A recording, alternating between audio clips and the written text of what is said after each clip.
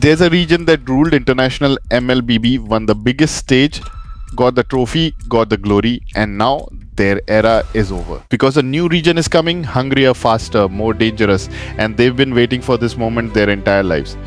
I'm talking about Malaysia, Selangor Red Giants OG, defending MSC champions, the region that finally got their moment in 2024. Respect where respect is due, that grand finals run was real. 7 games against the world champions, Sekis playing out of his mind, Malaysia shocked the entire MLB world. But that was 2024. And here's what nobody wants to say out loud, that run had every condition working in Malaysia's favor, the bracket, the momentum, the opponent.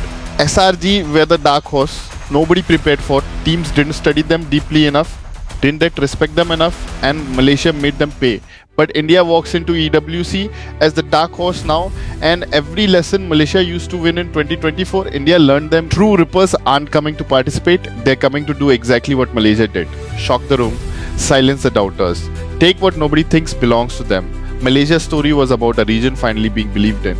India's story is the same story, except it hasn't been written yet. And the scary part, India has a Philippine coach now, a coach who has seen exactly how Malaysia operates internationally, who knows the drafts, who knows the macro, who knows how teams like SRG think under pressure. Malaysia used the element of surprise to win their title. That element is gone. But India still has it. Fully loaded, untouched, Malaysia's era is already over. And India is about to start theirs. Now let's talk about China, because people bring up China like it's some automatic death sentence for every region they face. But let's look at what actually happened at EWC 2025. China didn't send one team, they sent two teams representing one of the biggest player bases in the world. 2 teams with all the resources, all the infrastructure, all the support, both went home early. One couldn't even survive the wildcard stage. The other made the main stage group stage and got eliminated without reaching the knockouts. China has mechanics, nobody's denying that, but international MLBB pressure is a completely different game, and China hasn't figured that out yet. You know what India has that China is still learning? Hunger. China got handed a system. India built one from nothing, and when pressure hits on that international stage, the team that fought for everything will always outlast the team that had everything handed to them. Singapore Team Flash, 4-time MPL Singapore champions, 4-time champions of a 4-team region.